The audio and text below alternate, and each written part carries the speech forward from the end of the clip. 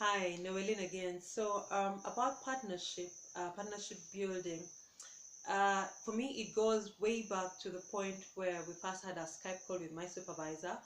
At that time, we did connect on phone, and once I was sure about going to Houston, I kept in touch. Every week, we shared emails. I gave her updates of what was happening. I asked questions, so we had a back and forth communication all the way until the time I was in DC. So the time when I arrived in Houston, and she had to pick me up from the airport, I didn't seem like a stranger because we had built a level of rapport, and that helped in the quality of the relationship that we're able to develop. When I got to the organization YWCA Houston, as intentional about building a relationship with my community mentor and the other people. So I intentionally went down to people's offices, introduced myself, got to know them. Basically, being polite, being nice, being courteous, it goes a long way. And in the end, whenever I needed help or support on something, everybody was willing to help me. Why? Because I'd been intentional in building relationships with each of them and connecting at an individual level. And the same applies to my fellows. Now, 95 can be an overwhelming number, more so if you love your space like I do.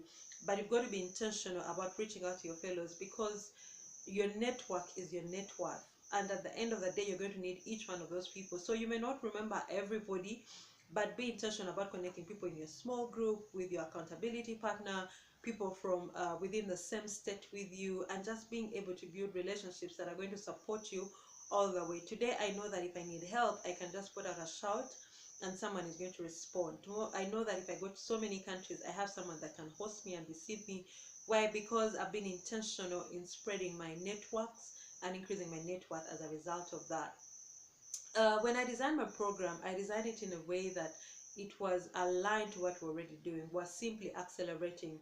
The business accelerator was a new concept we hadn't implemented, but it wasn't very different from what we're doing. And so for me, from the beginning, I was determined to run my project with or without funding. And so that helped me to focus and be intentional in developing it, in polishing it way before we had to submit them.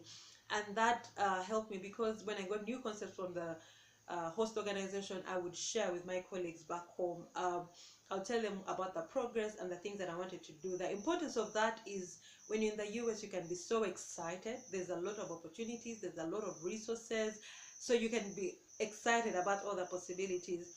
But being able to touch base with people back home will give you the reality. There are concepts that are awesome, they are amazing, but they may not easily fit within your context, So when you touch base with people on the ground and they tell you what is happening or what is viable and what's not, helps you to retune your concept and your project to be implementable, compared to when you just come back and overwhelm people with a new idea and a new concept. So once we went through, one of the challenges that I had was I didn't have any particular funding for my follow-on project, but I was determined to do it. And when I had Miss Allison come over, one of the things I struggled with is I wanted to be very hospitable, show her all these places, be nice to her, because she had really been nice to me while I was in the US.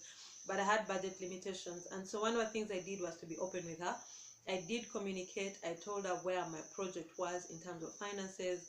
I did tell her what I was committed to offering and what I was not able to fund. But all the same, I gave her all the alternatives. I shared with her all the information, what she could do while she was here, and she was able to choose exactly what she wanted to do. And also documentation was very important, right from when we pick you from the airport, what time are we picking you up, what time is dinner, what time am I taking you to your room, and all those things. So it helps, because this is a new person in a foreign country and so many uncertainties, around them. So it helps when you're able to clarify and deal with all their fears and answer all their questions, and just be relational as much as possible. So for the project, how we track success is we look at the milestones that the ladies are going through, and then the long-term impact. So the milestone, for example, we're able to assess where the ladies were before we did the accelerator.